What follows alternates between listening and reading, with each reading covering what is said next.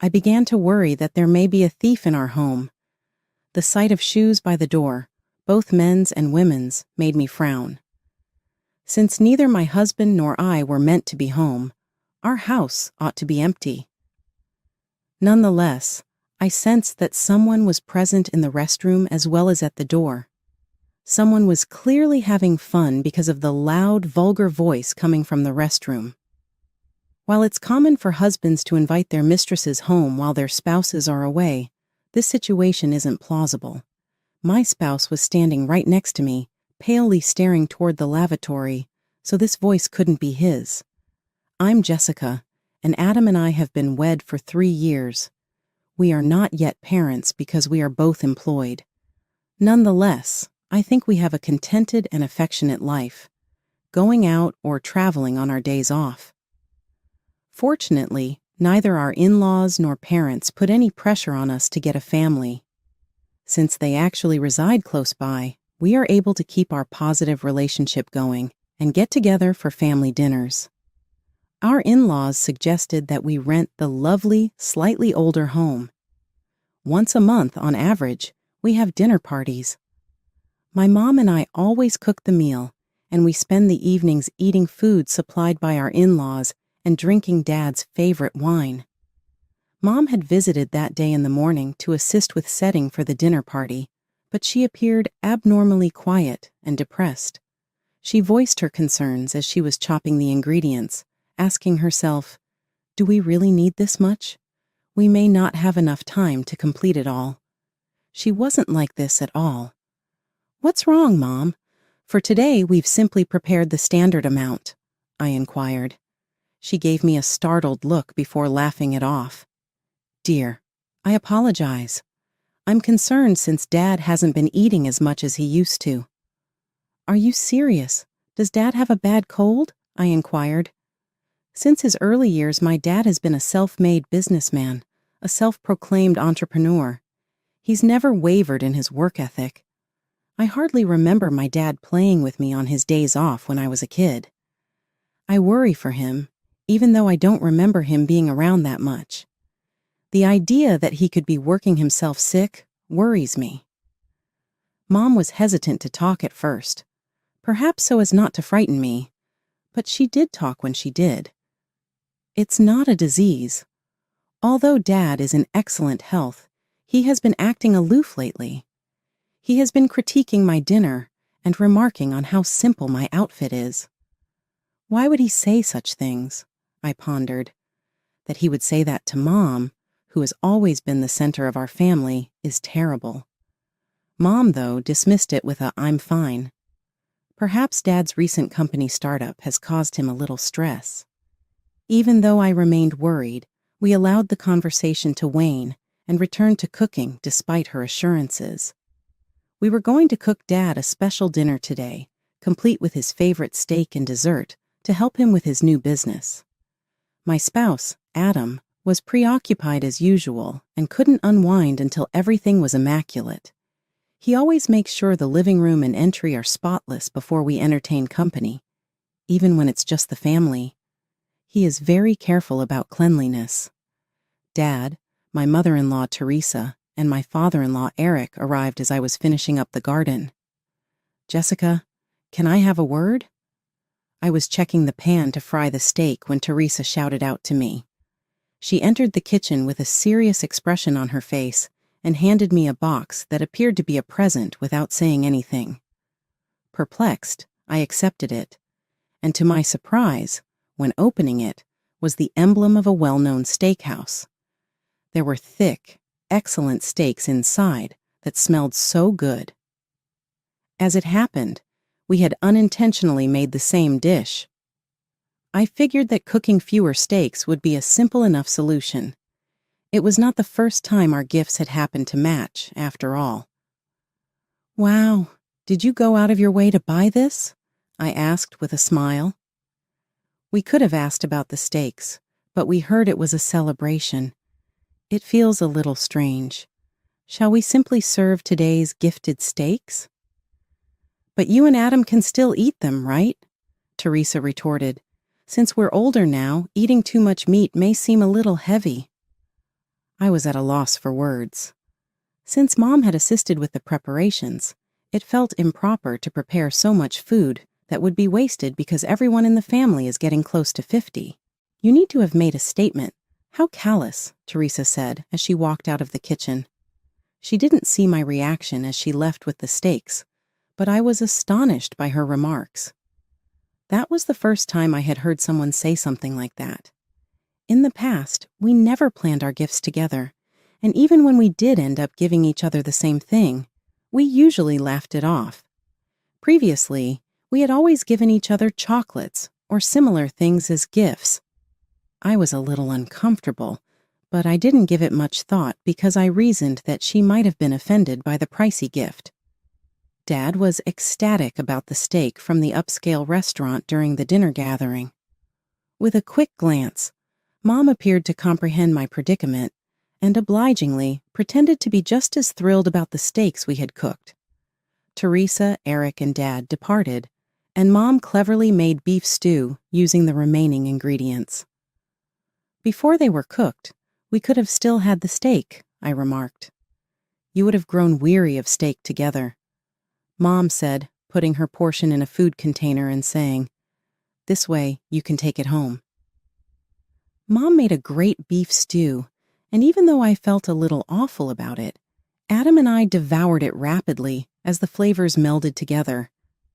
I later learned that Dad wasn't happy with the stew, calling it out of date, even though it was delicious. Mom's meek little smile made me feel even more angry than I had before. Yet, I was unable to let go of my anger.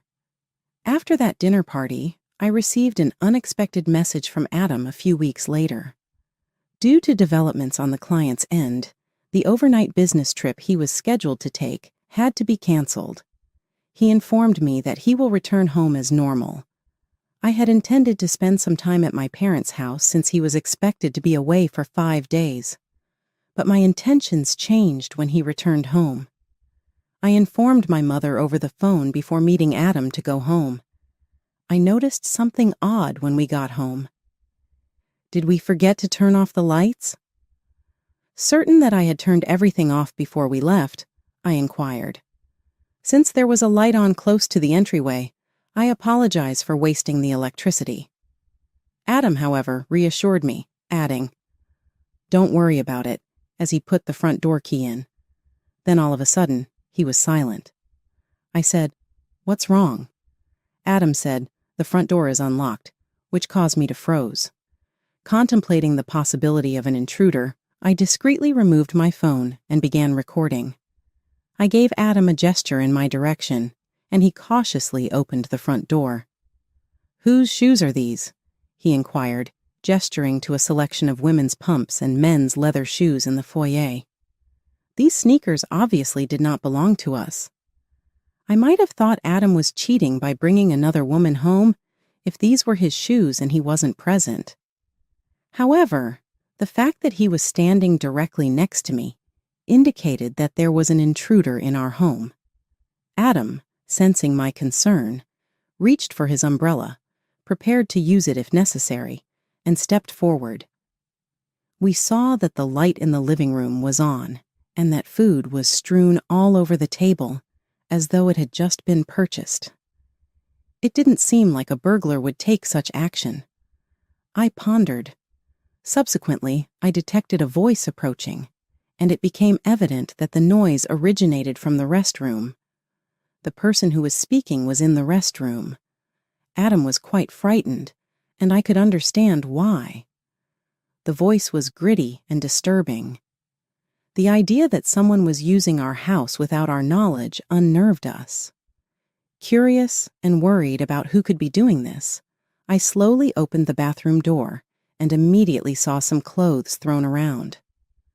"Ah!" I gasped, unable to hold back the sound. The clothes were unmistakably my dad's. His large jacket, neatly hung on a hanger, was the one he had worn at the dinner party just the other day. The shirt and pants, carelessly discarded, were all too familiar. Mom had left just a few hours ago, so there was no way she could be here. It looked like Dad had brought another woman into my home for an affair. The realization made me frown as I looked up at Adam, wondering how I could explain this to him. He was staring, pale-faced, at a necklace resting on top of the washing machine. I recognized the necklace and the earrings beside it. They belonged to my mom. "This can't be, Mom," Adam said. His words confirmed it. The people using our home for their affair were my dad and Teresa. I pulled Adam, who seemed ready to burst in on them, back to the living room. Moving away from the echoing voices seemed to help him calm down a bit. "Shouldn't we call your mom and my dad?" Adam suggested, though he seemed unsure. The thought of bringing Mom and Eric here now felt like it would lead to a crisis for both families. But I couldn't just ignore what was happening. The vulgar noises were still coming from the bathroom, suggesting they wouldn't come out anytime soon. I contacted Mom, and Adam reached out to Eric right away. "It's about Dad," Adam said. "Your dad told me he was going golfing today. He left early this morning and won't be back until tonight. Should I tell him to call you when he gets back?" "It seems that Dad is at home with Teresa," I said, unable to mention what was actually happening in the bathroom. But that was enough for Mom to understand the seriousness of the situation. In a tense voice, she said, "I'll be right there," and hung up. Less than 20 minutes later, Mom arrived, looking pale, with Eric right behind her, utterly bewildered. The voices had stopped, but we could still hear the shower running. Thankfully, the loud voices that had filled the hallway earlier were no longer heard. "Adam, what do you mean Teresa is here? I told you Mom went on a day trip with friends and won't be back until tonight," Eric asked, full of questions. We had informed him that Dad was with someone, but whether he was confused or just didn't want to accept it, he avoided looking toward the bathroom. Feeling sorry for Eric, Adam signaled to me, and I started recording on my phone again. Adam made no effort to hide his approach as he stormed into the bathroom. "Hey, what the heck are you doing in our house?" Adam shouted as he pushed the room door open, making a dull sound. Screams from Dad and Teresa were followed by loud arguing between Dad and Adam. Adam, now standing in the doorway, grumbled in disgust. I grabbed a bath towel and tossed it into the bathroom, desperately wanting to avoid seeing them make it. I really didn't want to see that behind me. Mom, no longer able to hold back, pushed past me and stormed into the bathroom. She shoved Adam and Teresa aside, and with a voice I'd never heard from her before, dragged Dad out of the room. Eric, finally mustering his courage, followed Mom into the bathroom and pulled Teresa out. Both of them hurriedly dressed in their scattered clothes, and within minutes, they were sitting in the hallway with their hair still damp. All of us, including me, were panting heavily, our shoulders rising and falling with each breath. Mom broke the silence with a thin voice. "Why her?" Her question was the start of Dad and Teresa's explanations. It all began with Teresa developing a crush on Dad. Since Dad is a company president, he has connections with some flashy industries. He pays much more attention to his appearance than most men his age, and even I have to admit, he looks stylish and sophisticated. Teresa reportedly fell for Dad the moment they met, captivated by his demeanor. Their relationship started to grow during the family gatherings we organized for Adam's and my wedding. Teresa, trying to show herself as a good person, eagerly took charge of planning the dinner parties, gradually getting closer to Dad. At one of these dinner parties, she finally worked up the courage to confess her feelings. Adam, looking sick to his stomach, glared at Teresa. But Dad was also part of the problem. He was drawn to Teresa, who dressed in bold makeup and flashy clothes, exuding a feminine allure in contrast to Mom, who quietly took care of the home. But both Dad and Teresa had their own families. Mom often worked at the same company as Dad, and on Dad's days off, Eric usually had a similar schedule, so they needed a place to meet in secret. Surprisingly, they chose our home. Adam and I have a hobby of taking short trips and staying at nearby hotels during long weekends, which inadvertently gave them the opportunity. Teresa would say, "It's not safe to leave the house empty for too long, so I'll check on it," as a way to confirm our absence. Then she would contact Dad. Since we were neighbors and often shared our plans without suspicion, our house became their secret meeting place. We never gave them a spare key, thinking it was impossible for them to enter. But it seems they secretly took a key during one of the dinner parties and made a copy. They were careful to leave no trace of their presence in our house. They brought their own food, took all the trash with them, collected any hair from the drain after using the bathroom, and wiped down any moisture before leaving. This time, Dad contacted Teresa after hearing that I was going back to my parents' house because of Adam's business trip. I had only informed Mom about the change in plans, leading to this unexpected encounter. If we hadn't discovered it now, who knows how long we would have been deceived. Naturally, both Dad and Teresa were served with divorce papers by their spouses. They faced claims for compensation during the divorce proceedings and were disowned by Adam and me. Although Dad and Teresa initially admitted to what they had done, they later claimed we were lying and had no evidence. However, I had recorded everything on my phone, and when I presented that as evidence, the divorce proceedings went smoothly. With the settlement money, we moved into a new apartment. Adam, who already had a bit of a germophobia, developed a complete aversion to the room after that day, and now refuses to even go near it. I also found it too painful to keep living in a house that had been used for their affair, so I fully agreed to move.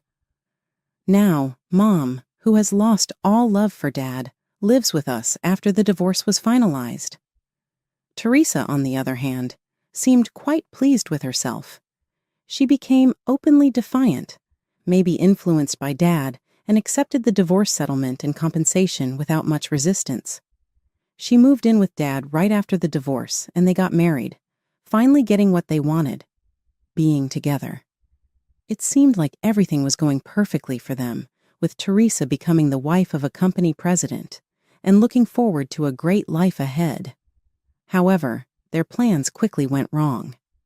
Dad's new business venture failed, and the company's performance rapidly declined, like a balloon losing air. When Mom heard about this, she simply nodded as if to say it was expected.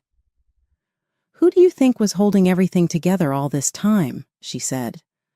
It was Mom who had been quietly managing the complaints about Dad's harsh business tactics, both inside and outside the company, and supporting the business behind the scenes. She handled a major part of the company's finances and dealt with clients. Naturally, she resigned from the company when the divorce happened, and Dad, eager to get rid of her, didn't ensure a proper handover. As a result, the company was left with unhappy employees, and many of them followed Mom's lead and resigned, causing a staffing shortage. Dad had always believed that it was a wife's duty to support her husband, so he naturally expected Teresa to take over Mom's role. However, Teresa, who had always been a housewife, didn't understand the business at all and was of no help. The mass resignation of employees, fueled by the scandal of Dad's divorce, became widespread gossip, and clients began to pull out from Dad's company, citing poor performance. Dad's company couldn't last even half a year and soon went bankrupt. Their house and assets were seized, and they were left with significant debt, including unpaid wages. They managed to find a place in a cheap apartment, living a difficult life. Despite his age and wanting a company that would treat him as a president, Dad couldn't secure a new job. Naturally, his frustration grew, and he turned to gambling as a way to relieve his stress. But even that wasn't enough. He began to blame Teresa, saying none of this would have happened if it weren't for the affair. "It was Teresa who seduced me." His anger led to him becoming violent towards Teresa. Teresa, struggling to make ends meet with part-time jobs and desperately trying to support Dad, grew disillusioned with him. As their situation worsened, He sank deeper into his gambling addiction, wasting even the money they needed for living expenses. Unable to bear Dad's constant verbal abuse, Teresa eventually fled the apartment. She ended up at Eric's house, where Adam had grown up. Adam and I happened to be visiting Eric, who had become somewhat reclusive due to the emotional strain of the divorce. So, we often checked in on him. When we found the front door open, we walked in to see who was there and were met by Teresa. At first, we didn't recognize her. She looked so different that we thought an old woman we didn't know was speaking to us. The once well-groomed Teresa was unrecognizable now, looking worn out. Teresa tried to apologize and seek forgiveness for what she had done in the past, but all I could do was give her a bitter look, thinking it was too convenient for her to ask for forgiveness now. Eric must have been quite shocked to see her, yet he seemed somewhat moved by the return of the woman he once loved. While he was trying to figure out how to ask her to leave, Adam, standing next to him, suddenly clutched his mouth and crouched down. Remembering Teresa's affair in our room, he couldn't hold it in and vomited right there. In a panic, Eric and I rushed to get a trash can and water, and we heard Adam's cries of rejection toward Teresa from behind his back. Feeling sorry for Adam and unsure how to handle the situation, it was Eric who took action. He looked Teresa straight in the eyes and firmly told her, "There is no chance of reconciliation. Leave," he said, sending Teresa away with strong words. Teresa seemed deeply affected by her own son's rejection, especially seeing how sick it made him. Without saying another word, she stumbled out the front door and left. Since that incident, Teresa has kept her distance from Eric, and there has been no contact from either Dad or Teresa. It seems our ties with them have been completely severed. Adam was under the weather for a few days, but he has since recovered, and together we are focused on building a warm and loving home. Mom has shown incredible strength. She quickly found work, made new friends, and is moving on from Dad to enjoy her life. She's planning to rent an apartment for herself once she has saved enough, and I hope she chooses one close to her home. As for Eric, he seems to have brightened up a bit after adopting a stray cat that wandered into his yard. Taking in that one cat has led to 2 more cats gathering at his place, and now it's known in the neighborhood as a popular hangout for cats. The ordeal caused by Dad and Teresa involved the whole family in a tough situation, but those of us who remain have strengthened our bonds and are doing our best to move forward.